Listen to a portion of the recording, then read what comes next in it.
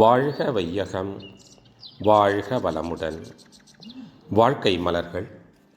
நால்வோர் நற்சிந்தனை. ஆகஸ்ட் 12.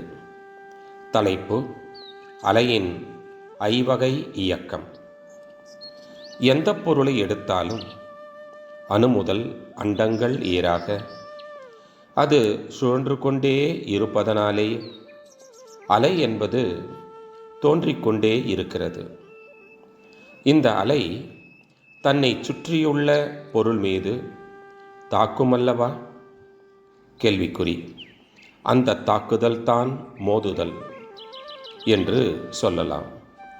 அப்படி மோதும் பொழுது ஒவ்வொரு பொருளிடத்தும் அதே ஆற்றல் உள்ளதால் அதிலிருந்து வரக்கூடிய அலையோடு இந்த அலையும் மோதும் பொழுது பிரதிபலிக்கிறது.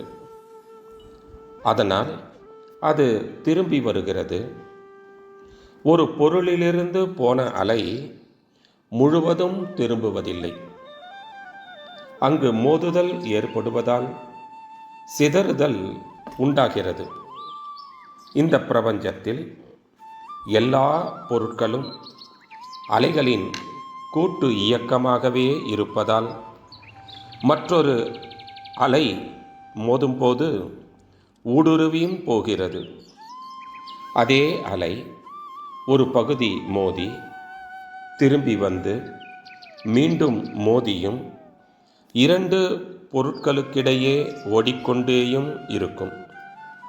ஆகவே எந்த பொருளிடத்தும் தோன்றக்கூடிய அலைக்கு மோதுதல், பிரதிபலித்தல், சிதறுதல், ஊடுருவுதல் இரண்டிடையே முன்பின் ஓடுதல் என்ற 5 வகையான இயக்கங்கள் உண்டு.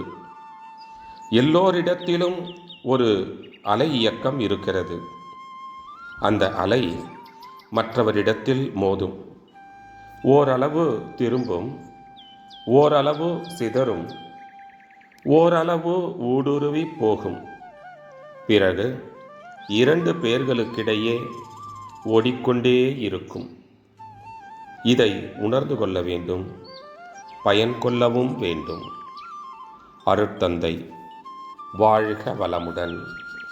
தொடரும்.